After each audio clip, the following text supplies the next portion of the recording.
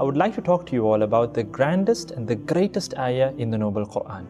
Our Maker, the Almighty, He states in Surah Al-Baqarah, أعوذ بالله من الشيطان الرجيم الله لا إله إلا هو الحي القيوم لا تأخذه سنة ولا نوم له ما في السماوات وما في الأرض من ذا الذي يشفع عنده إلا بإذنه يعلم ما بين أيديهم وما خلفهم ولا يحيطون بشيء من علمه إلا بما شاء وسع كرسيه السماوات والأرض ولا يؤوده حفظهما وهو العلي العظيم. Subhanallah. What a powerful ayah. And interestingly, there is an authentic narration that has been reported to us, and this particular narration has been reported by Abu Hurayrah radiallahu anhu. And the narration goes along the lines of these words, that once some wealth had come in that needed to be distributed in charity. And the Prophet sallallahu alaihi wasallam, he puts Abu Hurayrah radiallahu anhu in charge of this wealth. Now what happens, night falls, Abu Hurayrah radiallahu anhu, who is in charge of this wealth, there must have been a lot of things, he was looking after these things. And then suddenly he notices a man pilfering away from the wealth. He runs up to him and he catches him and he tells him, I am going to produce you in front of the Prophet ﷺ because you are stealing. Now the man, he starts, giving out all kinds of pitiful stories. He puts up a big drama, saying, I'm so poor, I have kids to feed, and it's dire poverty that drove me to do this. Please, let me go. I will not do this again.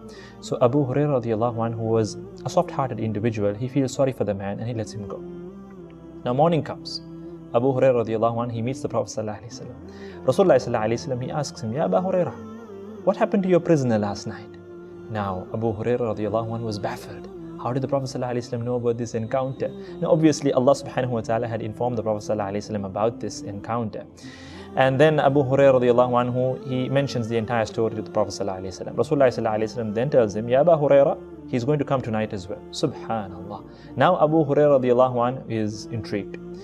And not only that, he's extremely alert.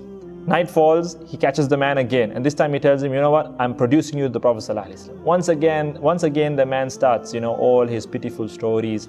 And he says, he weeps, he laments, and he tells him, please let me go, please let me go. Until finally, Abu Hurairah radiallahu anhu feels sorry for the man and he lets him go. Morning comes, the Prophet ﷺ asks him the same question again. Ya Abu Hurairah, what happened to your prisoner last night? And then Abu Hurairah radiallahu anhu, he narrates whatever happened the night before. And then the Prophet ﷺ tells him, Ya Abu Hurairah, he will come tonight as well.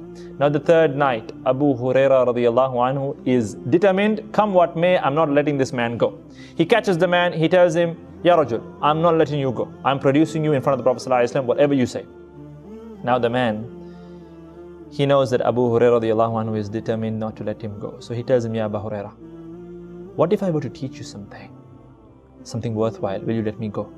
Now Abu Hurairah radiallahu anhu, who was anyway a very keen student of knowledge, was intrigued. This piqued his curiosity. What is this man at this juncture going to teach me? He tells him, okay, fine, if it's worthwhile. And then the man teaches him, if you read Ayatul Kursi before you go to bed at night, Allah subhanahu wa ta'ala appoints a protector over you, and no devil, no Shaythaan can get close to you. Subhanallah. Now Abu Hurairah radiallahu anhu, he lets the man go.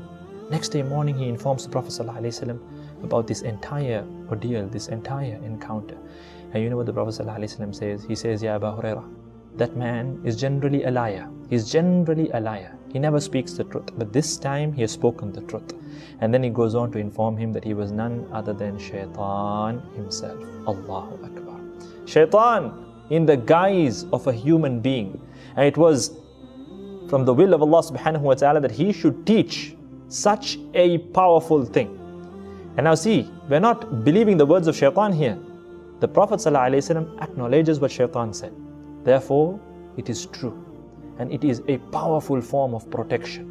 You read Ayatul Kursi before going to sleep, Allah appoints a protector over you, and no devil, no Shaythaan can think of even getting close to you. Allahu Akbar. Such a powerful ayah.